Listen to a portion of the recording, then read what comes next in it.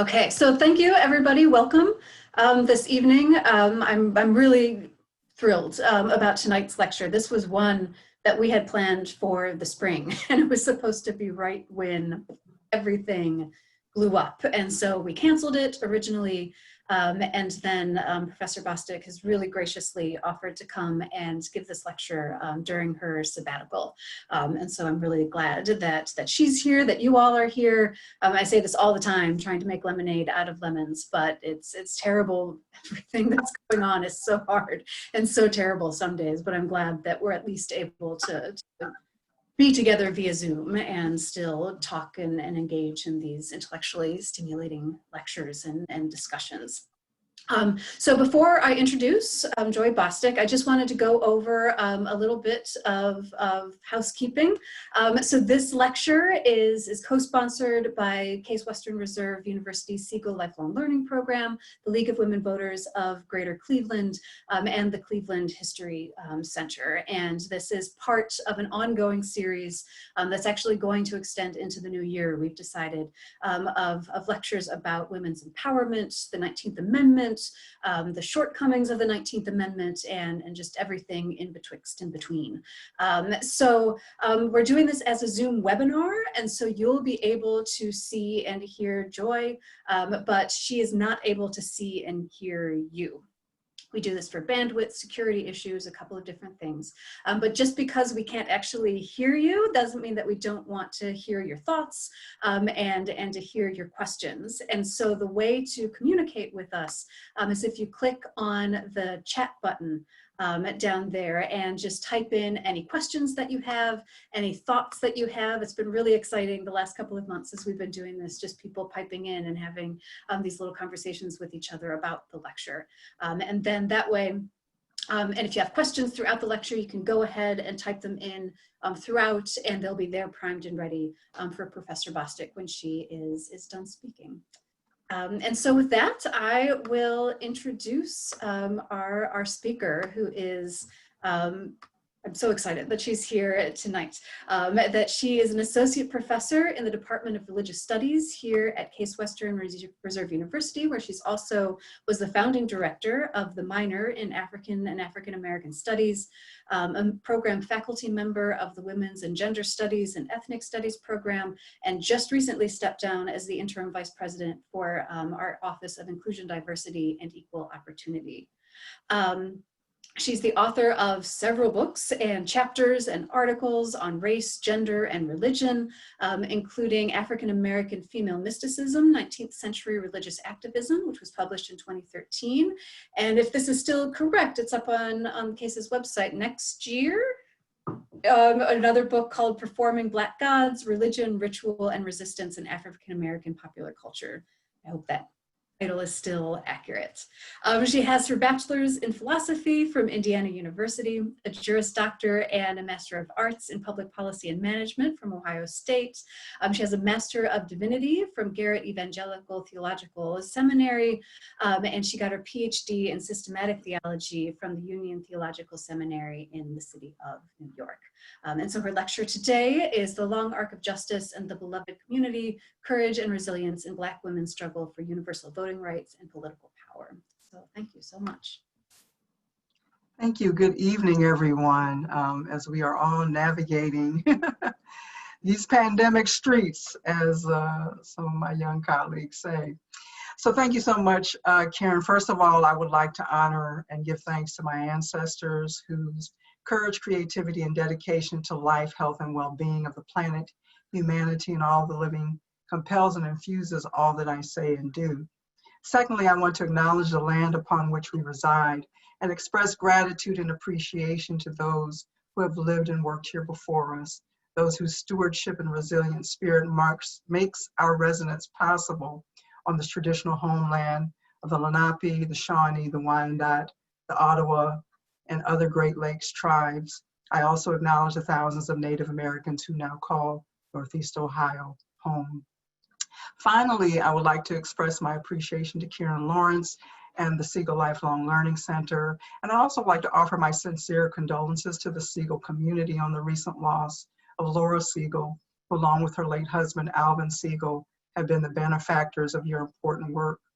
I would also like to thank the Cleveland History Center, Western Reserve Historical Society, and the League of Voters of Greater Cleveland, and Lynn Emmons, whose generous donation makes this series possible. As Karen indicated, I was originally scheduled to address this topic in January of this year. However, family circumstances would not allow. And Karen and I discussed whether or not we would reschedule and when, and I finally decided that given the importance of this election cycle, that I would give the talk this fall. And since then, as we all know, so much has transpired. Our world has literally been shut down by the ravages of COVID-19. The majority of Americans have not only had to confront trauma and loss on a personal level, but we've also had to come with grips with the deficits in leadership, healthcare, and the ways in which systemic racism and white supremacy continue to sustain health and economic disparities. Because of the organizing strategies to protest against and engage in the communal witnessing of the violence against Black people, for the first time in our history, the majority of people in this country have awakened to the ways in which law enforcement, the carceral state, and self-deputizing citizens have contributed to the deaths and humiliation of Black and brown people. This year alone, we've become aware of and added the names of George Floyd, Breonna Taylor, Ahmaud Arbery, and Daniel Prue, just to name a few, to the long list of names of those who have died in extrajudicial killings. Led by Black Lives Matter, mass protests by millions of Americans have erupted across the country and in different parts of the world. These mass protests have called for the dismantling of white supremacist structures that feed domination culture and systemic racism, such as militarized policing and Confederate statutory structures that mythologize and glorify the cruel and brutal system of slavery. In response, we have witnessed the ramping up of authoritarian actions to suppress democratic, with a small d, activism, such as dispatching, excuse me, or threatening to dispatch federal law enforcement officers to suppress peaceful protests, criminalizing protest actions and voter suppression tactics, such as intimidation at polling places, mail slowdowns, and financial barriers to voting for the formerly incarcerated. And so there's so many things that are happening right now in our country. I want to look at the long arc of justice and Black women's organizing around voting rights, around the cycles of the Reconstruction periods. And I would like to sort of think about together and have you help me to think about whether or not we're on the verge of a third Reconstruction that can change the way we look at race and gender and sexuality and the environment in this country, and what will it mean to organize to bring that about. So that's just something to think about as I'm moving through this. So the societal shifts that we see haven't occurred in a vacuum. They've occurred in response to the decades of activism, education, and connections across differences. The reason why we're at a point in time where there's greater awareness around and greater acceptance and engagement and inclusion around race and gender and sexuality and ableism and difference is because we've had decades of activism, education, relationship building, and networking that has brought us as a nation to a different point in terms of how we look at difference and how we engage one another and the kind of empathy that we have around difference. So major legal and societal shifts that focus on race have transpired and culminated during two major reconstructions in United States history. So the first Reconstruction occurred beginning in 1863 as we move beyond emancipation and the Civil War to 1877. And during the first Reconstruction, what transpires are the ratification of the 13th, 14th, and 15th Amendments. Now, the second Reconstruction occurs after the Second World War and spans from 1945 to 1965. And this Reconstruction, which is centered around the 20th century civil rights movement, resulted in desegregation, and the passage of voting rights, the Voting Rights Acts of 1964 and 1965. These periods of Reconstruction yielded legal changes that will not only provide legal grounds for challenging and dismantling racial segregation and racial and systemic racism codes and structures, but also provided legal grounds for challenges against discrimination later on based on gender, sexuality, and other dimensions of difference perpetuated by what I'm calling domination culture. Domination culture is where people have a worldview that people are valued hierarchically, and some people are inferior or subordinate to others. And so what we're seeing is that the recognition of a democratic society where everyone is included and where equality is central means shifting this domination culture into one that is an inclusive, participatory democracy, and where we remove the barriers for certain groups to be able to fully participate in that democracy. Black women's organizing and coalition building efforts have been integral parts of the activist demands for justice and actual change during these Reconstruction periods. Black women have long been actively participating in leading organizing efforts for change to create a more perfect union, or what Martin Luther King Jr. referred to as a beloved community. That is a vision of community that is inclusive, just, and honoring of whole people. Black women's leadership and organizing have been invaluable to the gains secured during the first two Reconstruction periods. The Black Lives Matter movement and its organizers sit in a long trajectory of Black organizing and Black women's leadership. We are in a moment of cultural shifts and political upheaval that could give rise to a much needed third Reconstruction that could move us closer to that vision of the beloved community. In order to tease out this notion of the beloved community in a way that I think highlights Black women's organizing approach to structural change, I want to draw upon a scene in one of my favorite books, which is Toni Morrison's Beloved. And this scene has intrigued me for some time now.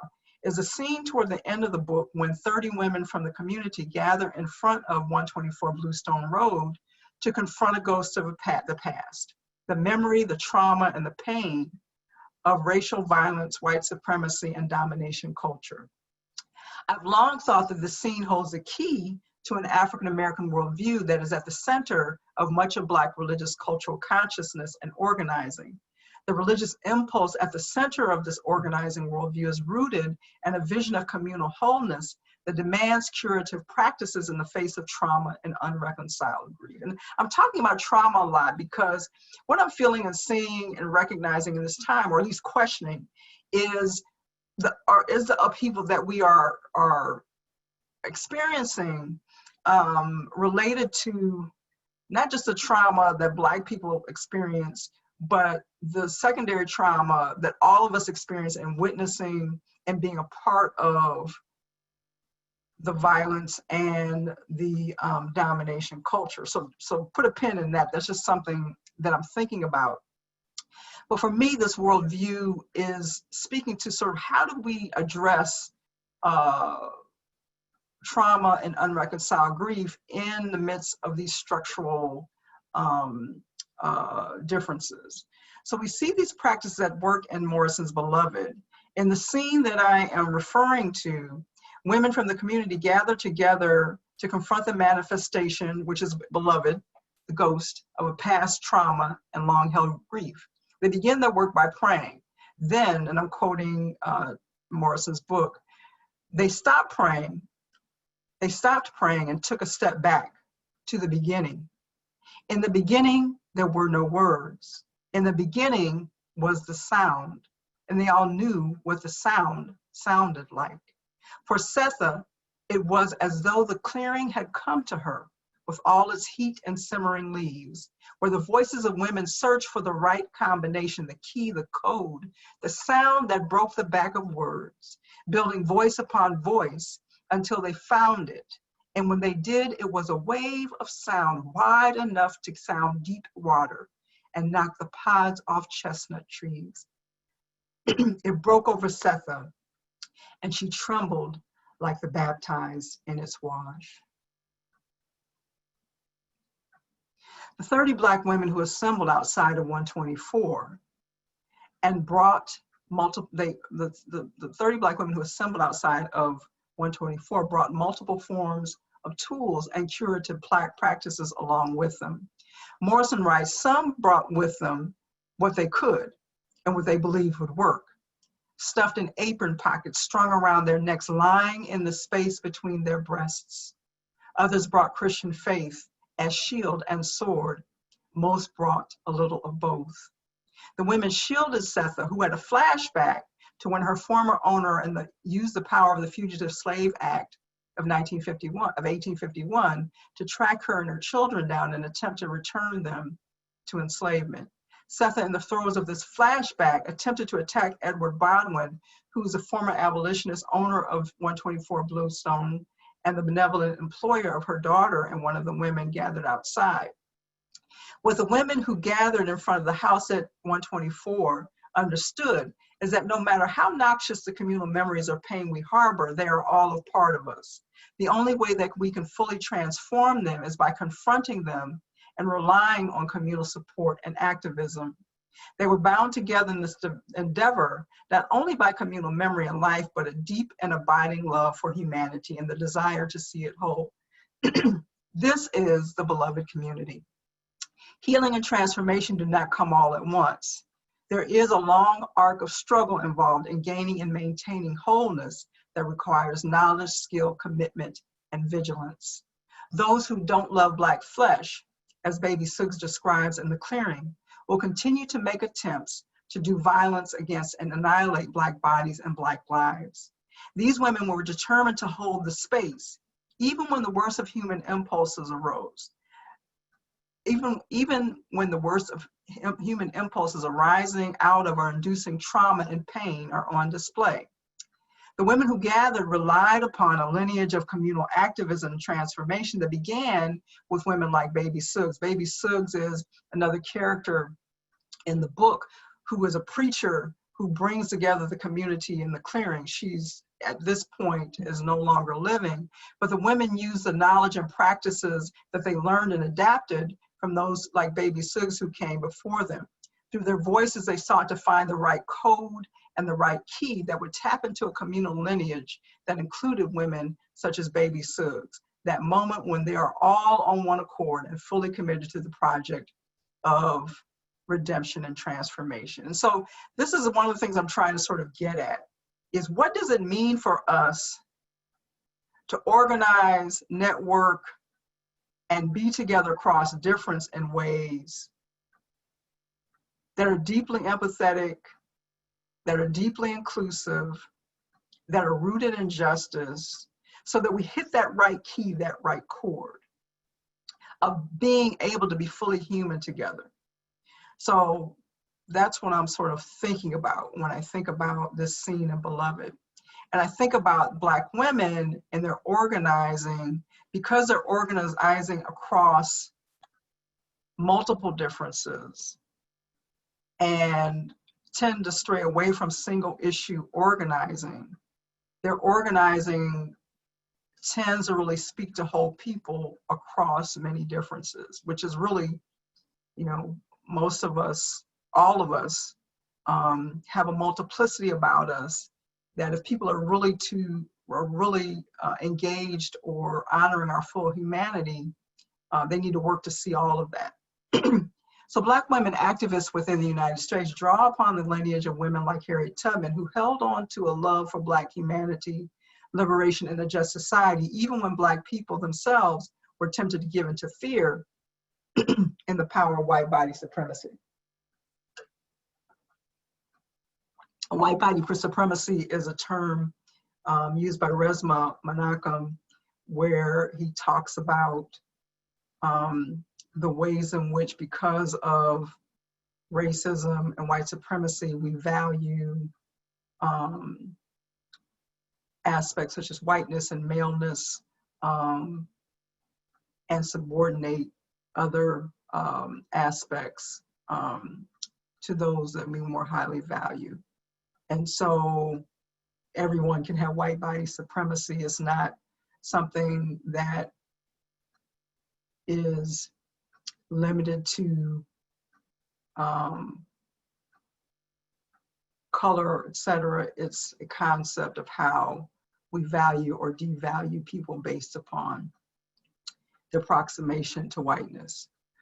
Organizing Black women in the United States exercise the power and the ability to hold space with the sound of their voices as they demand justice, even when others are acting on their worst impulses as a result of the pain of trauma.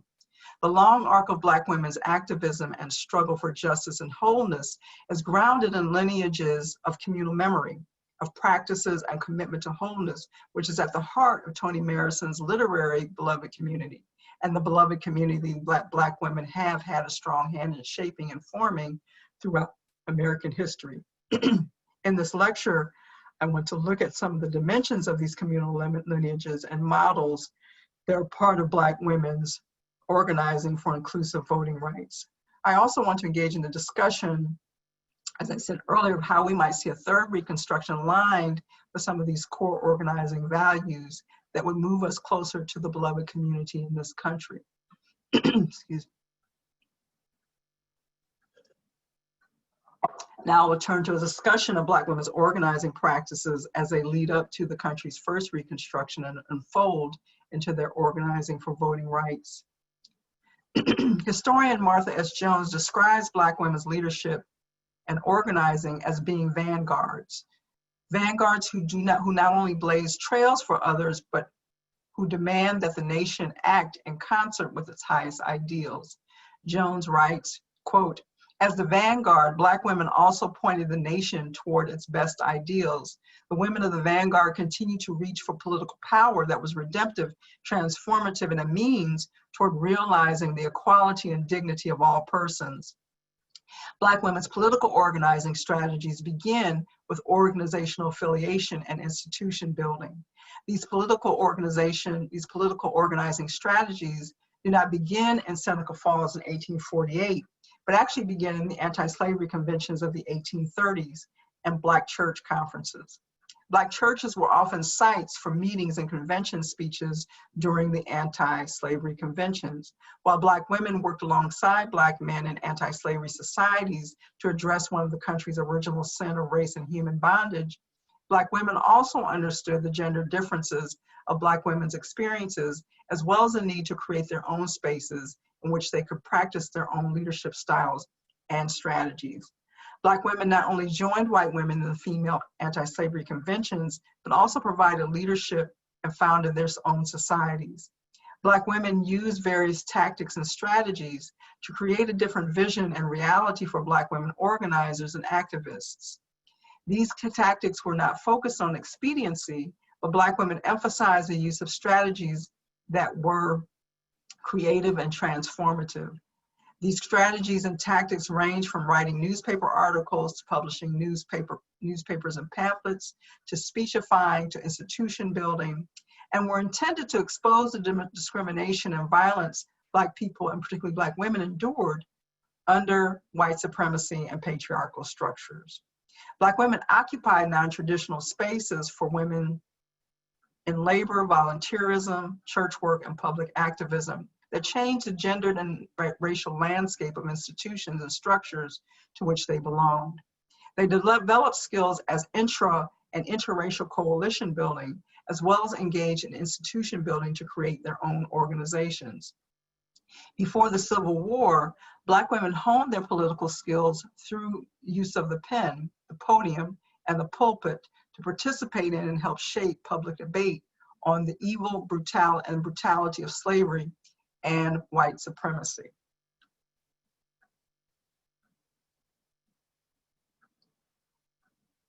This is new for me, so I saw people were in the chat, so I wanted to make sure there weren't any questions. I'm just going to continue to talk and then open questions up at the end. I just wanted to make sure I'm sort of on the right track here. Thank you for the affirmation of the use of the Toni Morrison quote.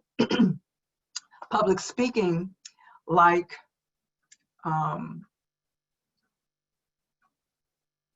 oh, okay, I see. Now you give me the questions. Okay.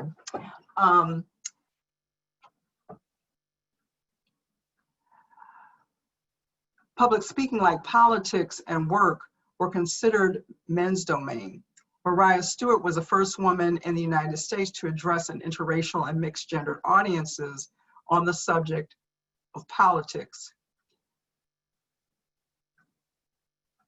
Stewart's career in public speaking was short, but many other Black women entered the sphere as the years progressed and Black women's societies were established to provide more public spaces for Black women's organizing to support the cause of universal human dignity. The question was asked, how do I think about the long arc of justice in terms of regional differences? I think what I'm getting to is Black women organizing, and this is from the Toni Morrison scene as well, that Black women really organize around flexible spaces so that they can address the particular configurations of race and gender and inclusion within particular regions.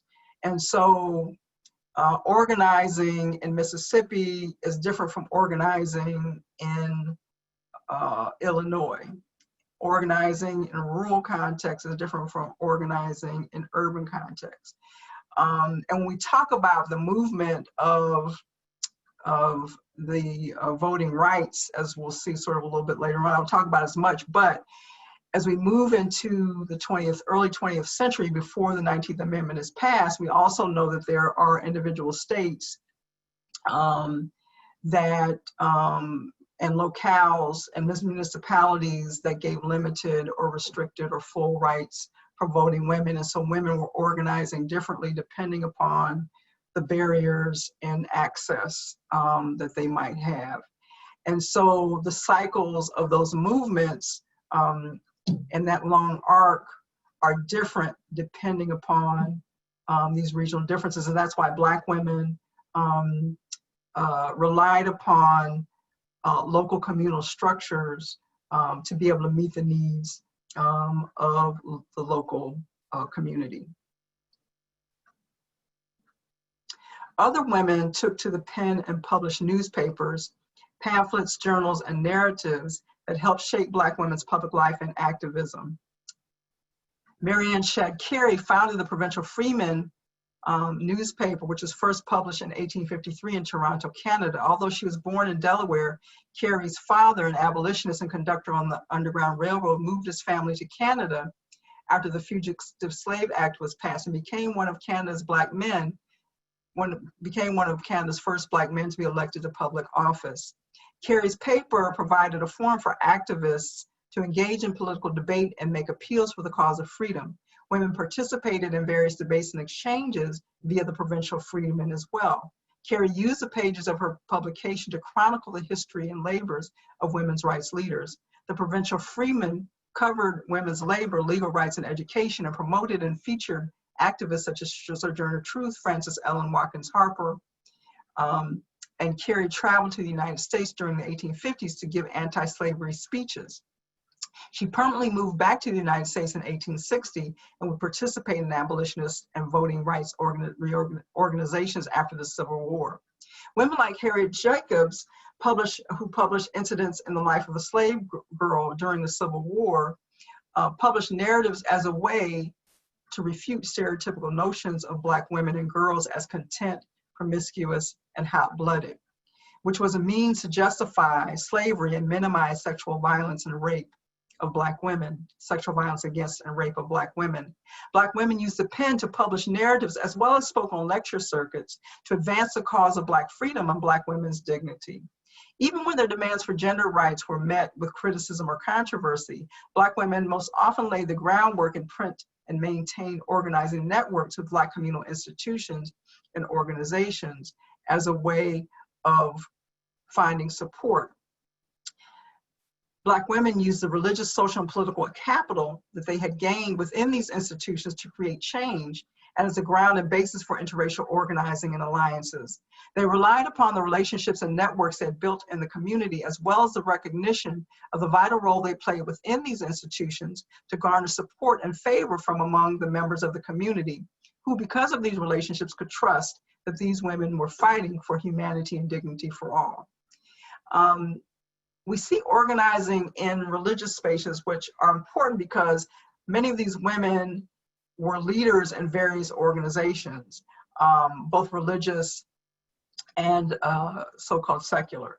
In 1844, the African Methodist Episcopal Church's Daughters of Zion built upon long-held alliances with Black men to petition the General Conference to amend the AME Constitution to grant preaching women licenses. Women such as Julia Foote and Jarena Lee were already preaching as itinerants who could only preach on the approval of individual pastors of AME churches. Both of these women preached and advocated for women's call to the preaching ministry. In 1936, with the publication of her spiritual autobiography, The Life and Religious Experiences of Jarena Lee, Lee had already admonished the church in writing, saying, "Oh, how careful ought we be, lest through our bylaws of the church, government, and discipline, we bring into disrepute even the word of life. For as unseemly as it may appear nowadays for a woman to preach, it should be remembered that nothing is impossible with God. And why should it be thought impossible, heterodox, or improper for a woman to preach? Seeing the Savior died for the woman as well as the man, is he not a whole Savior instead of a half one?" Here Lee begins to outline a biblical and theological argument for women's authority to preach. She demonstrates the significance of women's access to the pulpit as a way to shape theological discourse, biblical interpretation, and change assumptions about women's place in the institution of society. While the Daughters of Zion were unsuccessful during their attempt to amend the church constitution at the General Conference of 1844, they were successful at the 1848 General Conference. In 1848, the AME Church Constitution was amended to include preaching licenses to women. After the Civil War, the Reconstruction Era brought about legislation and access to political power for Black men.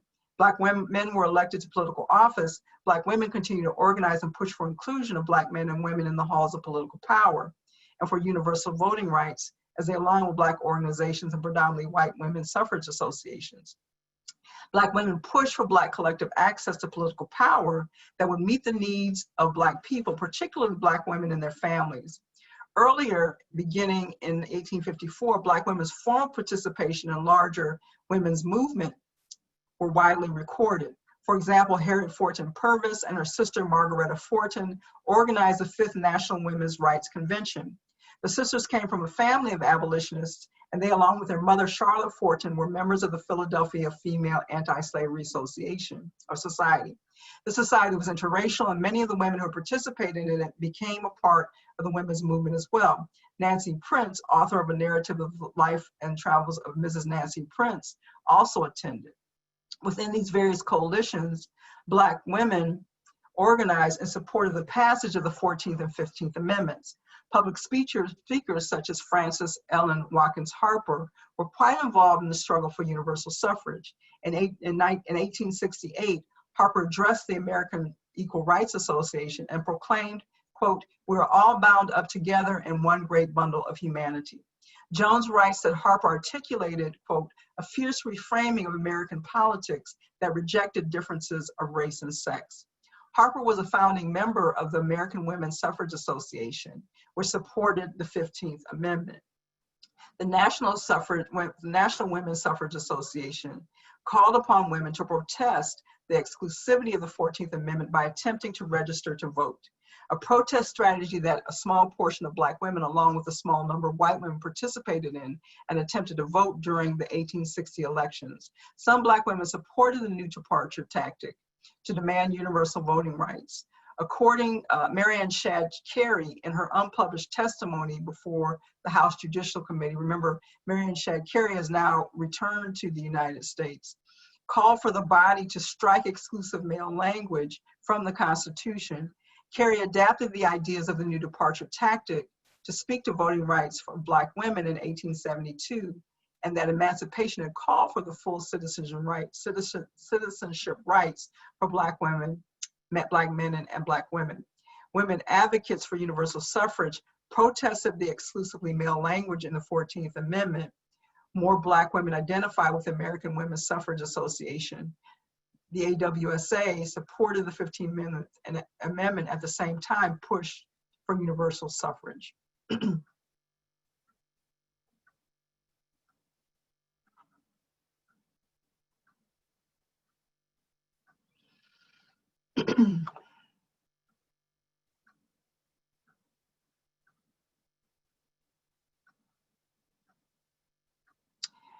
In the religious circles during the first Reconstruction, the Sisters of the AME Zion Church followed in the footsteps of the African Methodist Episcopal Church and took a stand in 1868 and petitioned the General Conferences to remove exclusive male language from the denomination's doctrines and disciplines. While Black churches in many ways adopted and adapted a Christianity that differed from white Christianity that supported Black subordination, when they established their own denominations, Black churches often merely imported the same doctrines and disciplines of the predominantly white denominations, making it clear that they would withhold their labor if the General Conference did not quote, remove all words, etc., from the discipline of our church, which prohibits females from having the same rights and privileges as male members. The Sisters of Zion announced, if you will try to do by us the best you can, you will strengthen our efforts and make us a power. But if you commence to talk about the superiority of men, if you persist in telling us that after the fall of man, we were put under your feet and we were intended to be subject to your will, we cannot help you. So here we see Black women organizing in church spaces, which are spaces along with other community organizations where they exercise leadership, where they engaged in community volunteerism and activism. They are pushing Black men within the General Conference, who are the voting members of the General Conference, to make them a power. And they're demanding that they make them a power because they're arguing on moral grounds that Black women who have power only works to the benefit of the community. And so we see that women in their organizing and institutional affiliations argue for inclusive language, power sharing, and the lifting of legal barriers to their inclusion and participation in institutional structures on moral grounds, as well as for the well-being and the advancement of the community.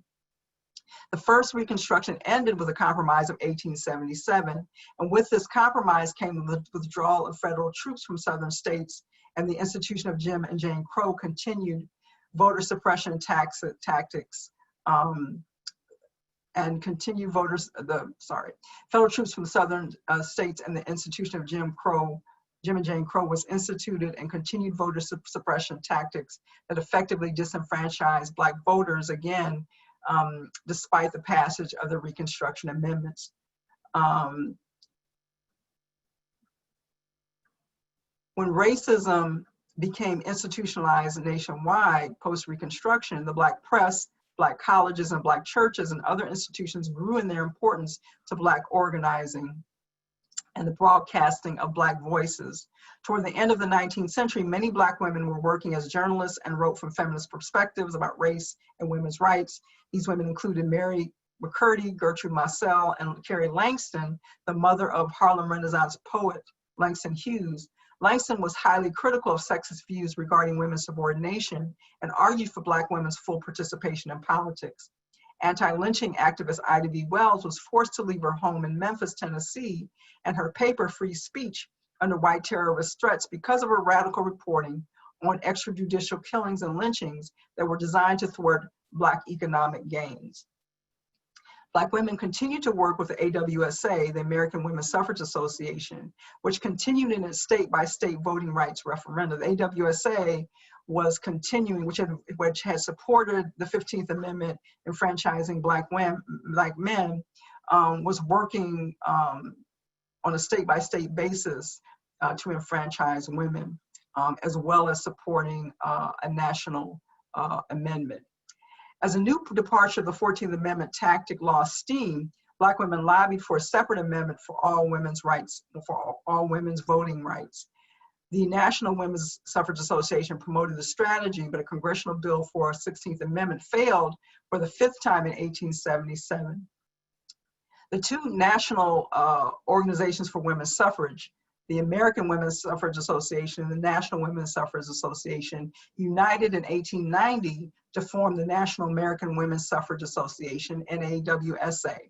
Although Mary Church Terrell addressed the convention in 1898 and enjoined the National American Women's Suffrage Association to fight for Black women's enfranchisement, The NAWSA began to cater more and more to conservative white women, Southern white women, and the organization became much more of a single issue organization, and enfranchisement of Black women was deprioritized, and immigrant women were also shut out.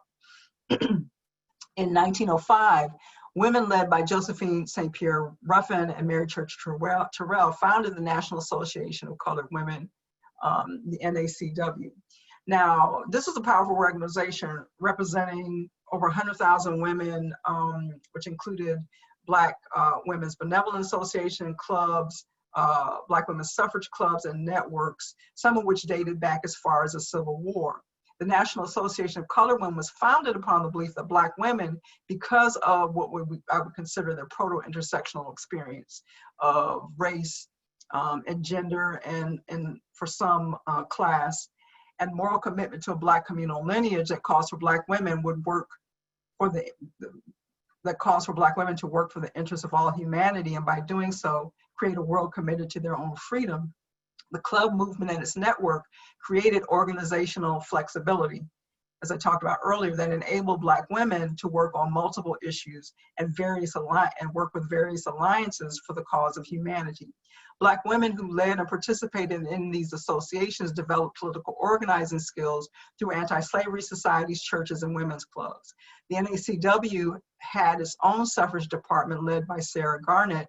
The department had 40,000 members across the nation, and these women engaged in voter education associations, collected petitions and submitted them, supported political campaigns where women had some access to the franchise, and organized voting in states in which Black women were enfranchised.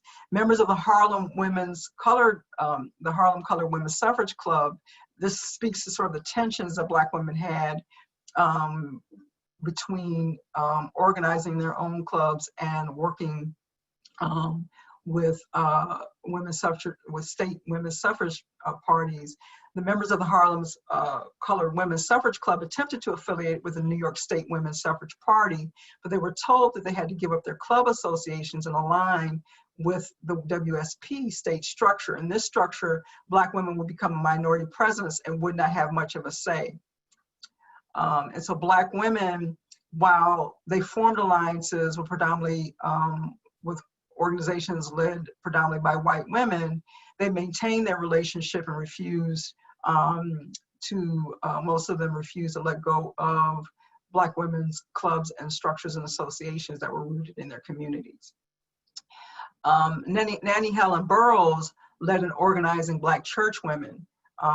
In 1900, she helped to found and lead the National Baptist Women's Convention. The National Baptist Convention was the largest convention of Black, largest Black denomination in the country. And she formed and organized the women of the National Baptist Convention.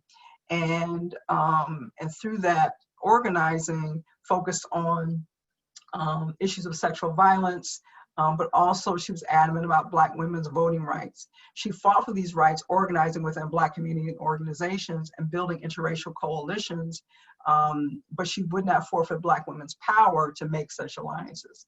For Burroughs, Black women's voting rights were an important tool to protect women against neglect and sexual violence.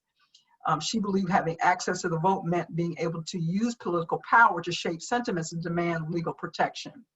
Women such as Nannie Helen Burroughs and Mary Church Terrell led organizing Black women to use their power in Black institutional and predominantly white national organizations to expand access to voting rights and political power for men and women, Black and white. Ida B. Wells, along with St. Pierre, Ruffin, Terrell, and Burroughs, were among the founders and charter members of the NAACP, established in 1909, in urgent response to race riots and the rising number of lynchings that were occurring in the South, mostly in the South. Black women, through their organizing, continued to seek curative measures to address the dominating structures of racism and the violence and trauma they caused for Black people. Many of the women leading Black club associations were part of clubs or were educated at schools named after Black women such as Harriet Tubman, Phyllis Wheatley, and Sojourner Truth, and therefore understood themselves to be a part of a communal lineage of excellence, commitment, and courage. During and after the post-Reconstruction era, the structures of chattel slavery were adapted and reified through the institution of Black codes, prison labor camps, and Jim and Jane Crow institutions. Organizations of Black organizing itself is more crucial to sustaining Black life and pushing for the inclusion of Black people in the voting franchise. Let me skip a little bit ahead. While suffrage rights organizations led by white women largely ended their organizing when the 19th Amendment was ratified in 1920, Black women's work on finally obtaining voting rights were just the beginning. Black women continued to fight to strike the right chord of an inclusive democracy in which all women and men across racial lines were fully included. Many of these women went to schools or participated in clubs, as I said before, that were named after Black women that were part of a lineage of brilliance and resilience. After the passage of the 19th Amendment, Black women continued to organize for access to political power. The National Association of Colored Women stood at the forefront of this organizing with the suffrage department and organizational affiliations. The influence of leadership in the NACW and Black women's clubs were far-reaching. And the Black women leaders in these groups held affiliations and leaderships in multiple organizations that included churches, schools, and benevolent societies. The Second Reconstruction Era began early on with 2 Supreme Court cases that ruled against all white primaries in the segregated South. And what we see happening, which we see some parallels in our contemporary times, is in Georgia in 1946, Black women led a voters registration drive that increased the number of Black registered voters from 30,000 to 125,000. In Atlanta alone, Grace Towns Hamilton was one of the local leaders who would become the first Black woman elected to the Georgia Assembly to help lead a voters registration campaign that increased Black registered voters in the city of Atlanta from 3,000 to 21,000. The Second Reconstruction period is sparked again by trauma and violence. They are part of the white supremacist structure that continued the same relationship of domination and power that were embedded in the systems of slavery. The murder of Emmett Till in Mississippi, the bombing of the 16th Street Baptist Church in Birmingham, Alabama, and the killing of Jimmy Lee Jackson in Selma were all acts of violence that were intended to terrorize Black people into submission. Instead, Black people resisted and Black women were at the forefront of that resistance. We know that Mamie Till demanded that her son Emmett Till's body be displayed in an open casket after white men in Mississippi in 1955 killed Emmett by beating him, shooting him, and throwing him into the river. The photo of Emmett Till's bloated body is seared into the memory of America as many mourn at the death of this 14-year-old. The lynching of Emmett Till sparked the rise of increased organizing for civil and voting rights as organizers relied on existing associations and organizing structures, and new organizations were formed. In December of 1955, when Rosa Parks refused to give up her seat on a bus in Montgomery, Alabama, she became a test case to challenge segregation laws, even though she wasn't the first Black woman arrested for refusing to give up her seat to a white person. We know that Claudette Colvin, a 15-year-old who was pregnant, actually, Parks was arrested in December of that year. She was arrested in March, but because she's a pregnant teenager, she wasn't seen as a strong test case. So we see the politics of respectability at play here. Parks was a secretary for the local NAACP and had also been documenting incidents of sexual violence against Black women. She also worked with Women's Political Council with Joanne Robinson.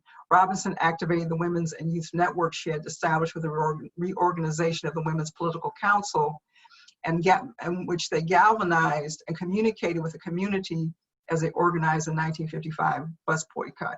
Women such as Joanne Robinson and the youth they organized were actually at mimeographs copying flyers to pass out, but they had the networks that were already built and people knew how to get out the word. This is before social media and Twitter. At the end of the boycott, the Southern Christian Leadership Conference was formed. Ella Baker was among those who were called in to consult as a new organization is launched.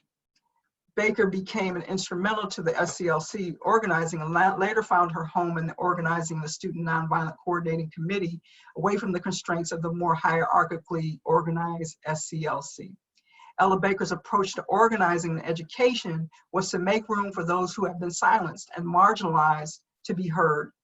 Baker focused on participatory grassroots organizing. She facilitated organizational leadership in SNCC in a way that organizers led from the bottom up. For Baker, the right note to be struck was in what Barbara Ransby describes as situational democracy. Baker's radical view of democracy gave power to the least powerful so that all involved could contribute to radical change. Both Parks and Baker participated in Septima Clark's Highlander workshops, in which Clark educated community members on voting rights and prepared them to challenge barriers to voting registration. The Highlander project was taken over and funded by SCLC. Clark's citizenship schools supported the civil rights movement by educating tens of thousands of citizens in adult literacy and voting rights. Through Ella Baker's leadership in the organizing strategies of SNCC, other women provided leadership in the Student Nonviolent Coordinating Committee in the Civil Rights Movement.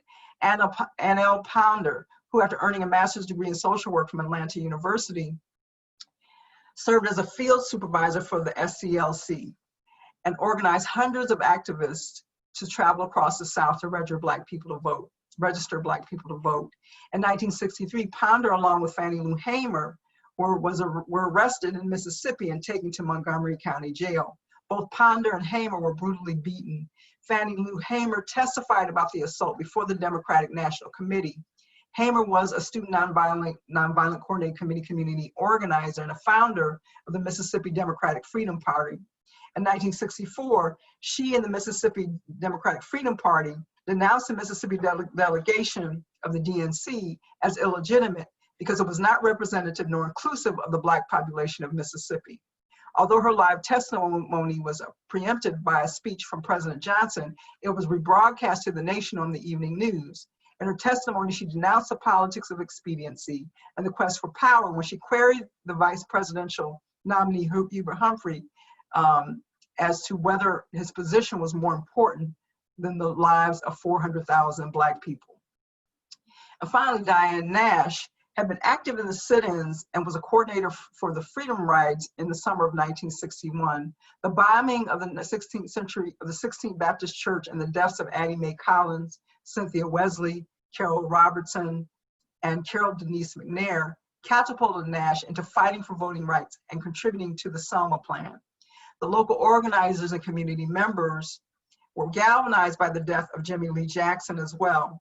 The Selma Plan provided organizers and marchers the ability to respond to the death and trauma by reclaiming public spaces in Alabama through song and the presence of Black bodies transgressing Jim Crow boundaries to demand to be seen and heard.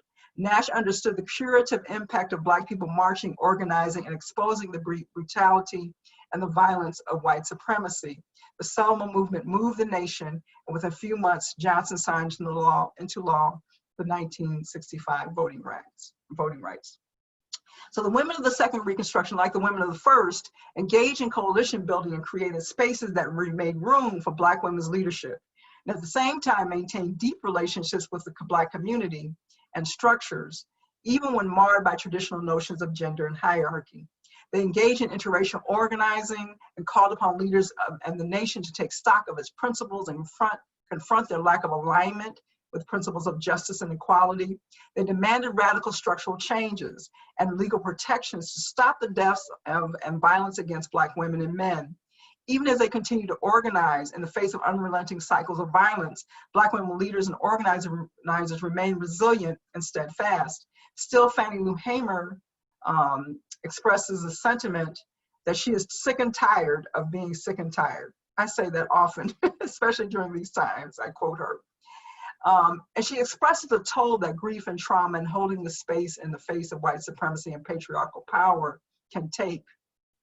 Black women recognize this toll, and yet in their collective organizing, they find curative spaces of resiliency to continue the struggle along the long, steady arc of organizing for justice and freedom. This resilience is rooted in love for the community, honoring of the dead through life-giving activism, and finding the power and hope in the communities they support and who support them. We have reached a new nadir of racial crises in this country, of injustice and violence against US citizens. The question I want to pose to you now is, are we on the verge of a third Reconstruction in which we can create real structural changes that can bring us closer to that right note, that right chord, that can be curative and usher in justice in a truly inclusive democracy? In some ways, similar to the Black Women's Club movements of the 19th century, the Black Lives Matter Global Networks Foundation is a network or coalition of organizations and affiliates.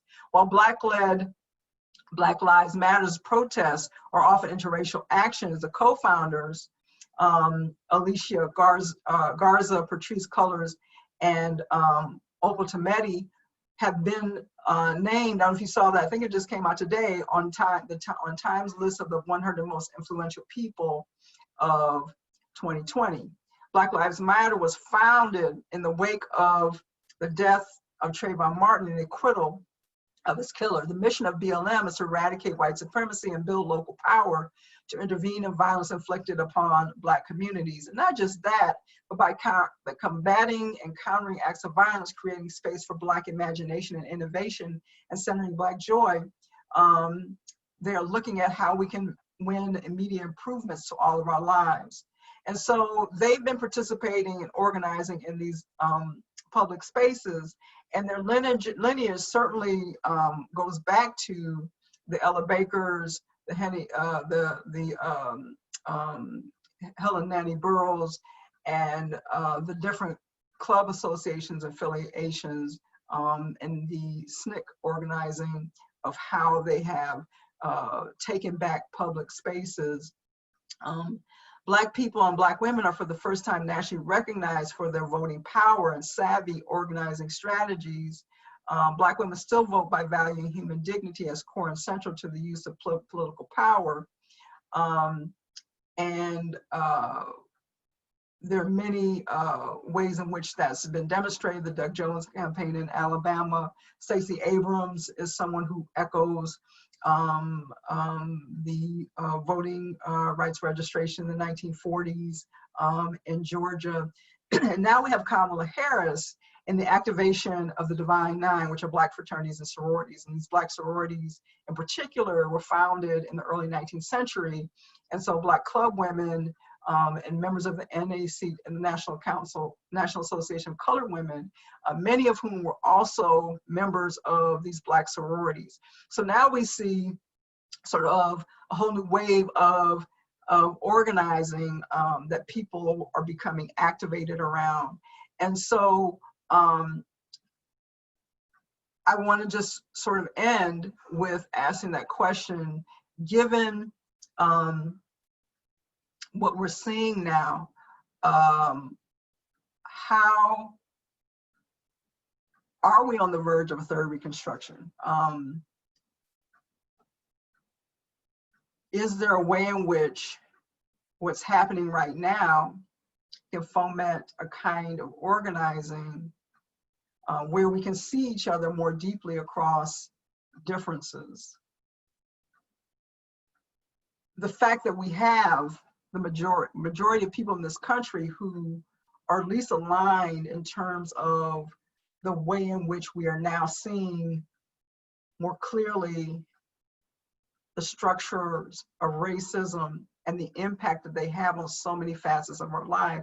And I also think the moment of COVID-19, that even with people who don't experience these same kind of disparities, we are all sort of in this moment of loss and grief that not only causes us to pay attention to these structures, but gives us all a way of identifying with what it means to live with that. And the fact as these Black women, and as the scene from Toni Morrison's Beloved speaks to the women who are gathered, that call for curative and transformative responses. So I'll leave it right there. Thank you.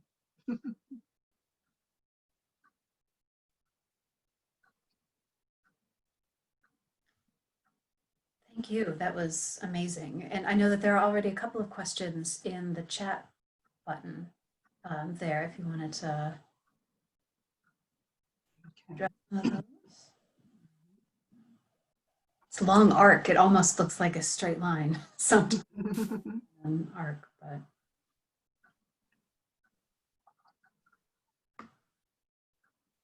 Okay, so this is a good question because I think we really do have to actually address this from Gary. During the Trump's term, the federal courts and Supreme Court have been moving further and further right. How concerned should we be that this shift will prevent a third Reconstruction from creating a more just society, more just and racially inclusive society, and allow us to bend the long arc of justice in a moral direction? This is something that we need to be concerned about, actually. I've been thinking about this for some time.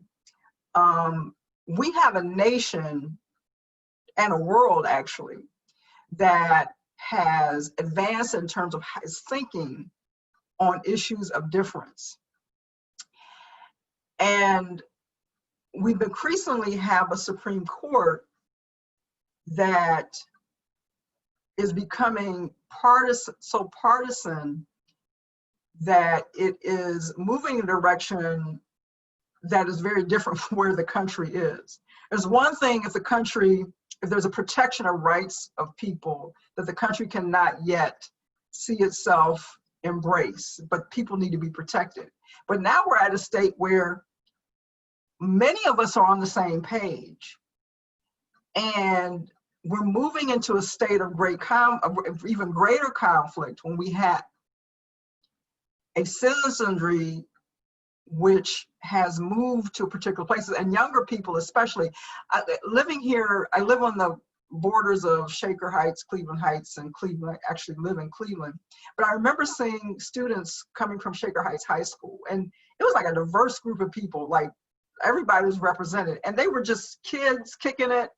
And I thought about the fact that, you know, they're experiencing a very different world from their parents and grandparents. And what does it mean for this pushback that we're now seeing in terms of immigration rights, race, gender, and sexuality for the world that they now see and believe in and are experiencing? And so it's a very good question. I do think that, as Angela Davis sort of talked about, that if people have to organize, and they have to organize to create change, and we have to remain vigilant during this long arc. It makes the arc longer in some ways, but we have to come together and sort of figure out, because the problem was if we don't figure that out, I mean, this goes back to the women, you know, at Bluestone Road. If we don't figure out how to deal with, you know, the memory and the trauma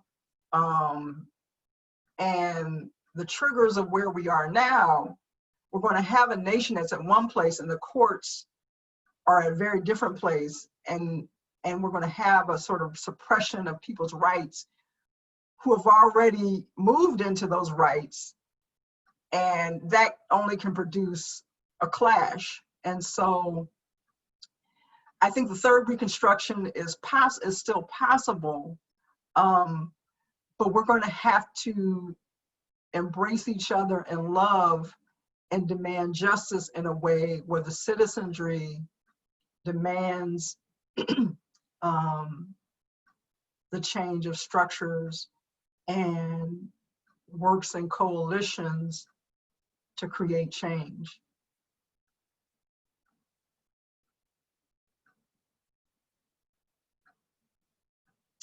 The next question is the U.S., from Michael, is the U.S. doomed to forever use race as a form of power and as a way of keeping others down? Question, where were the alternatives to white suffrage leadership of 1912, 1920 to be more inclusive, or was the movement always going to have to do what they did in order to gain passage of the 19th Amendment? Question, what do you most admire in the Post-Voting Rights Act 1976 period, and why?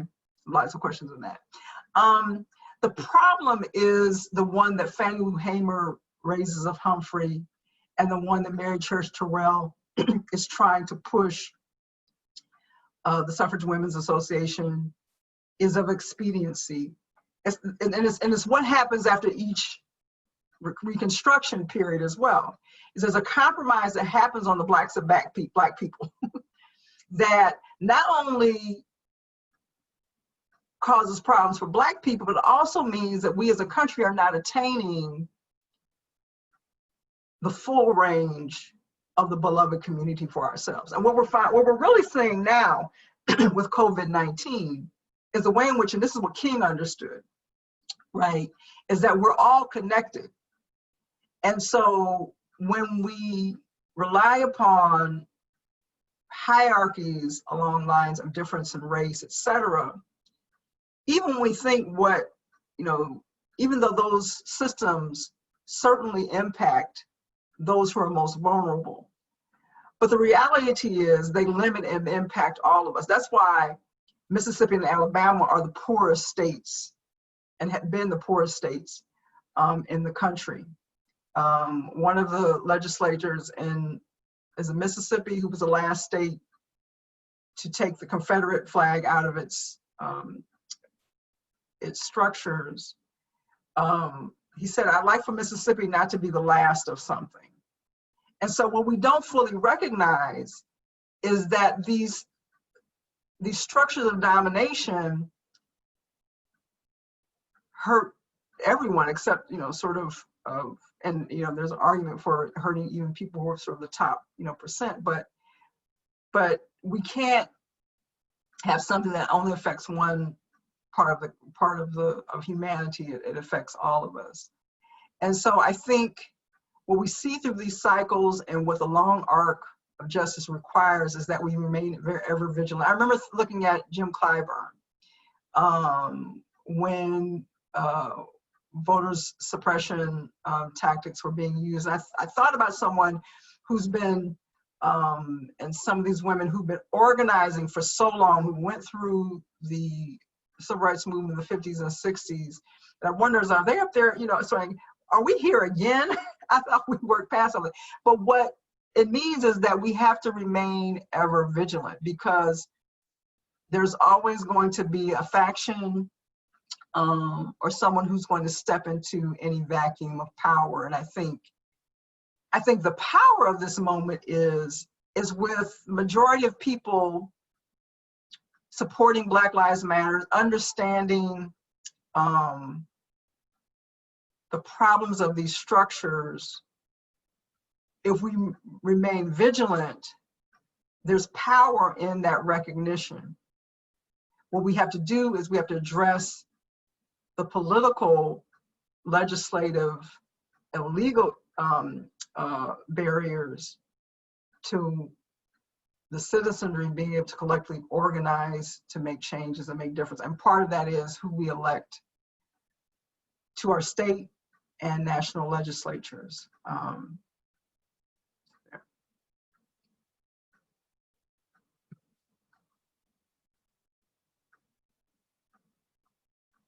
I'm trying to see if I'm seeing other questions, I'm not sure.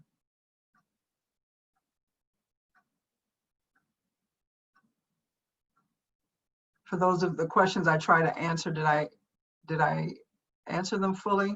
Or here's a new message. Okay.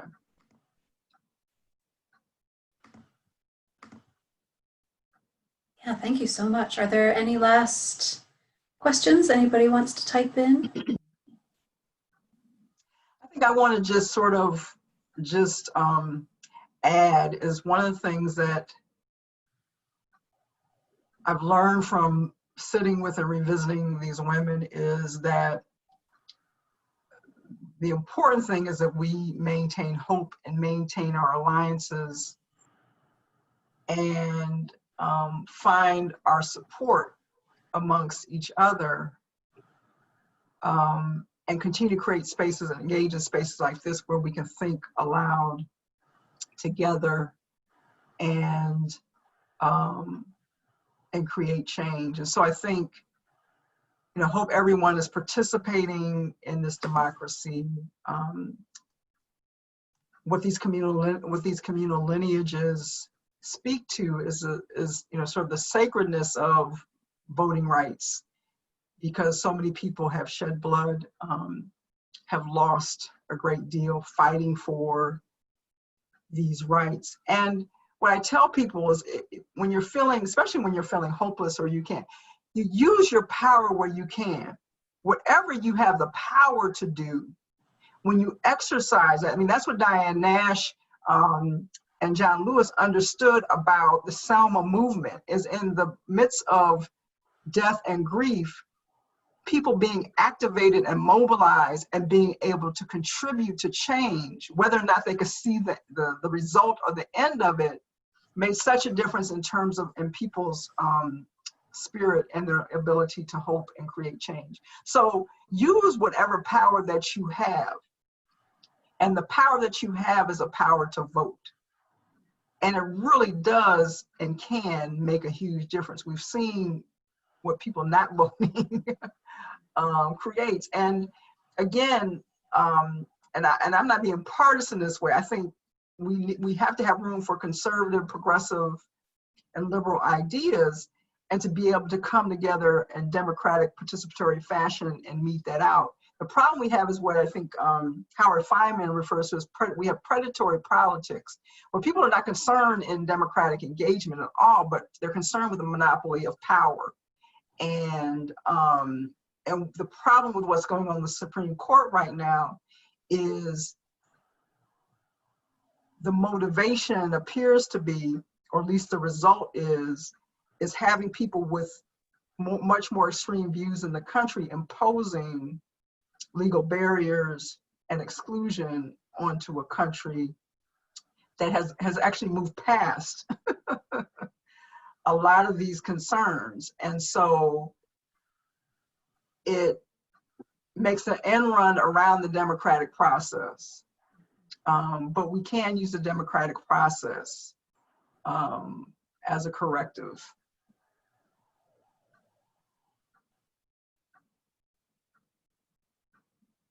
So someone asked, what do you have advice now in the next few weeks to help get out the vote? I'm actually, after this, I told them I had to wait till after my lecture. I'm going to be doing phone bank. You can do phone bank via Zoom. You can write postcards. So there are lots of ways in which you can get involved. You've all maybe you've seen this. Make sure you're making a plan in terms of how you're going to vote. I've already ordered my ballot. I'm going to fill mine out. I'm going to drive to the Cuyahoga County Board of Elections and put it in the slot. So everyone has to sort of make that plan to see how they're going to vote. But yeah, you can volunteer. You can still encourage people. I'm going to actually personally, I have 10 nieces and nephews. Some of them are just turning 18. I'm going to follow up with them after I get off this call, just to make sure that they are preparing for their vote. So just starting with people in your own family, in your network, in your neighborhood, and making sure that people are getting out to vote, encouraging them and helping them to see the power that they hold in their individual vote, because our individual votes counted collectively wield collective power that can produce change and register what and who we need to be. I mean, this is what this moment really speaks to. Everybody, you can't even be on the sidelines anymore. You really have to, wherever you're standing, it's very clear, you're making very clear who you are and who you are understanding us to be as a country. So vote, vote, vote, vote, vote, vote. The deadline to register in Ohio is October 5th, I believe. So if you're registered, I'm sure you're speaking to the choir here. Yeah. But there's still time. Yeah. So yeah, make sure everybody around you is registered, and then support as you can through COVID restrictions.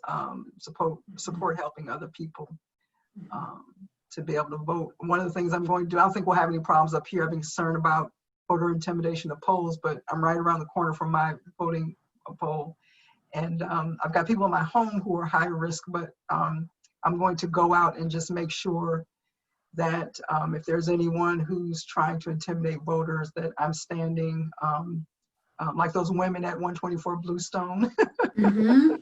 and covering and supporting those who are coming to the polls I love that idea. Yeah. with encouragement.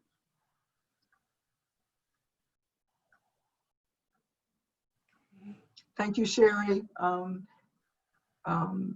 Saying thank you for recognition of ancestors and Native people and gratitude and hope. What do you do to not feel hopeless, especially during the pandemic? I dance. Sometimes I just get up and turn some music on and dance. I take care of a mom who has dementia, but she's always smiling and she's funny. And sometimes I just run into the room and make her laugh. So laughter, good cocoa. For me, I like chocolate.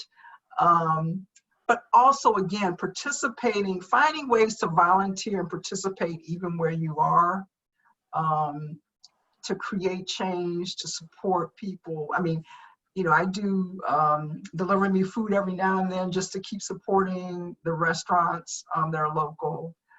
So you find, you know, sort of different ways. The reality of the long arc is nothing is new. So there have been generations of people who have witnessed and experienced anything that you can witness and experience in this time. And they've made it through, and they've supported each other, and they found joy. And that's what I like about the Black Lives Matter movement. When we see them in protest, but they really are encouraging joy and hope and celebration, even in the midst of, you know, some of the issues and problems and violence that we're seeing all around us. And so, yeah, find a way to dance, listen to some good music, you know, find ways. Don't sit in front of the 24-hour news cycles. You know, I read to be informed, check in, you know, to be informed, but don't stay in front of that television. It will not give you what you need to lift you up. It will only take from you. Do things nourishing your body, eating good food, drinking water, hydrate. Do things that replenish what you need on a day-to-day basis. Walk. I love that I'm by Doan's Creek. I walk down to the creek and listen to the water gurgle. So find ways and spaces where you are to get out into nature with your mask and do what you need to support yourself.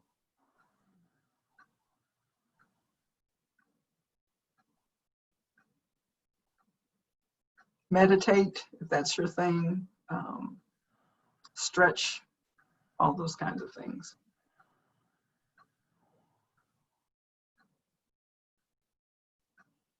I think those are all the questions. I think so. Okay.